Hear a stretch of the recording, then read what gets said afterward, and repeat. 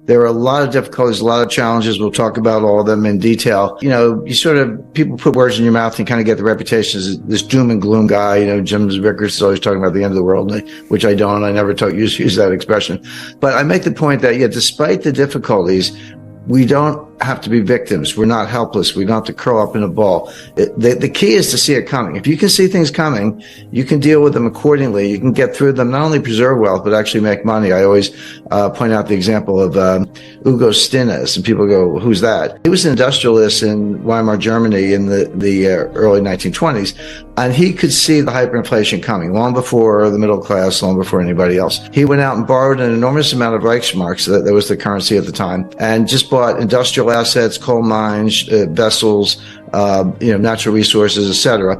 So here comes the hyperinflation. He gives it a little time. He pays back his debts. I would say pennies on the dollar, like a millionth of a penny on the dollar. In other words, but he paid it back. They were sweeping the money down the sewers, but he paid back his debts and kept all the assets.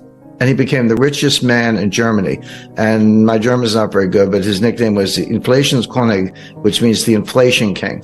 So there are other stories like it, Joseph Kennedy in the 1929 crash. But here's a guy who lived through the greatest hyperinflation of any modern industrial economy and ended up as the richest man in Germany because he saw it coming and made the right move. So again, we're not helpless. We can do things about it. The key to empowerment, as I say, is to see it coming. That's where the analysis comes in. And you're like, gee, Jim, are you smarter than everybody else? Of course not. There are a lot of big brains around, but people have flawed models. There's a lot of behavioral psychology behind it, the confirmation bias or believing the future will resemble the past, which it usually does not. And so if you're going to stick to those models, you're going to get really bad results. It's hard to think of an institution that has a worse forecasting record than the Federal Reserve, the U.S. Federal Reserve, with the possible exception of the IMF. They're both pretty bad.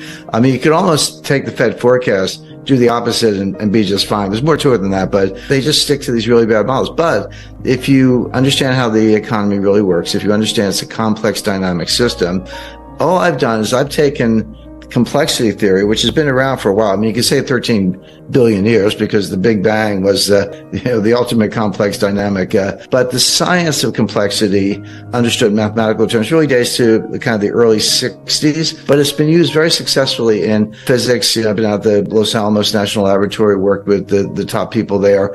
It has a lot of applications. All I did was bring it over to capital markets. I looked at capital markets and said, wait a second, here's one of the most complex dynamic systems you can picture. And then there's nothing more complex than the human brain.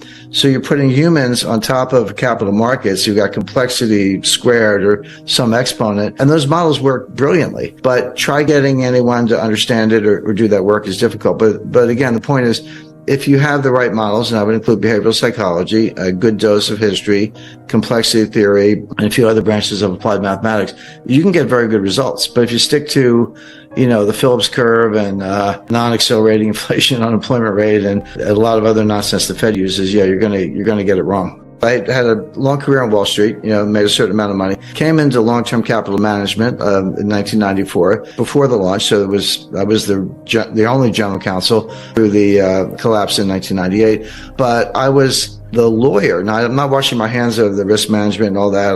We work side by side with these guys. I mean, Myron, on a quiet day, Myron Scholes, who, is Nobel Prize winner in economics, co-inventor of the Black-Scholes formula, which is the basis of $1 quadrillion notional value of derivatives in the world. By the way, for people not familiar with the Q word, 1 quadrillion is 1,000 trillion. So that's how many derivatives, off-balance sheet derivatives we have. But Myron, invented that formula that set the base of all of it. Really nice guy. And I'd be sitting at my desk and he'd walk in. I had a whiteboard and I would ask him some dumb question about the markets. And he would sit there and give me like a 2-hour tutorial. So can you imagine getting a private 2-hour tutorial from Nobel Prize winner? So I was around when there weren't that many of us, but I was sort of the lawyer, very focused on that, compliance, contracts. I wrote the derivatives contracts, so I was very immersed in all that.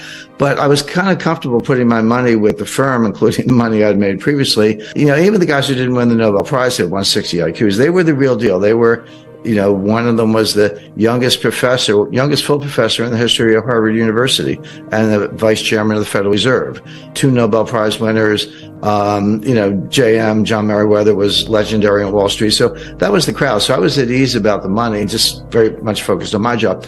And then when it all fell apart in 1998, I always say in the U.S. system, it's true in the UK also, when things really, really, really go bad, they hand it to the lawyer. So like, hey, I can't deal with this.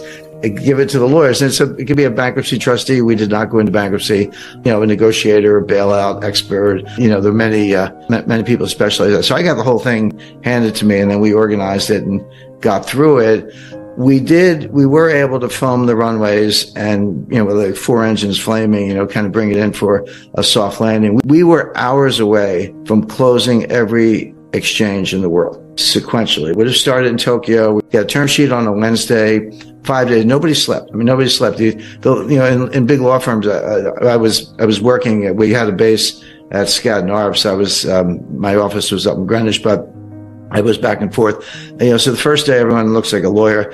Second day, the ties come off. Third day, the jackets come off and the shirts are unbuttoned down to the middle of the chest. No one's showered or bathed or whatever. And it just gets grubbier, but you sort of power through it and get it done. And we did late on a Sunday night before Tokyo opened. But if it had fallen down and it came close, Tokyo Stock Exchange would have been closed. And then Singapore and Paris and London and New York, they would have probably reopened a few days later, but it would have been a shock like nothing since the Great Depression. So, but the problem is we did get through it. And 2 things. Number one, it was 24 years ago. So 25 years ago almost. So people kind of fuzzing on it. If you're under 40, it's probably like a footnote in some economics book or whatever. But we were looked at by the SEC and the CFTC, and there were no lawsuits, so we kind of got through it all. I mean, interestingly, some of the principals after long-term capital, you pick yourself up, you dust yourself off. They started new companies and made $1 billion.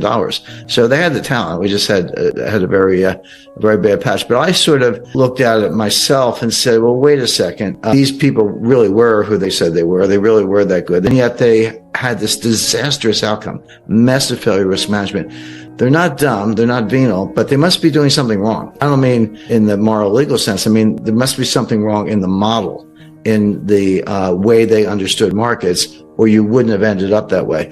So I continued my career. I ran a stock exchange after that. It was not long after 9/11. I was tapped by the CIA and, did that for 10 years. But I never got over this. Well, what were they missing? And so then I just kind of on my own time, in my own way, I started exploring what could be wrong with the models, what assumptions were, at odds with the facts. How did markets actually work, and what models did work? I started writing on that, lecturing on that. Then because of my national security work, I got tapped to go out to Los Alamos National Laboratory. And that's like, good luck getting in. That's harder to get in than any other place I've ever been. But it's on a Mesa, working with people who were simulating nuclear explosions in a supercomputer, because you can't blow things up anymore, but we still have to do the weapons development. I was meeting with them to collaborate on taking that branch of physics and complexity theory and bring it to capital markets. So what was interesting, I would say something, well, I did say this, I would say,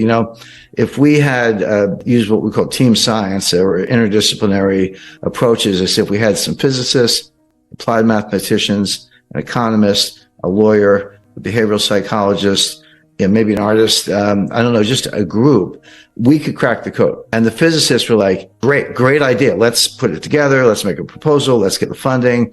They love that. But you would go to an economist and say, well, would you like to join this team? They would say, well, you have nothing to teach us. Why would we want to work with physicists? I mean, what does that have to do with economics? So interestingly, the biggest impediment to improving economic science were the economists themselves, because they're so drenched, marinated, I guess, in their own models, most of which are mistaken, that they can't see the way forward. So I got a lot out of that. I just started doing it myself, building my own models and working with teams. I've started companies that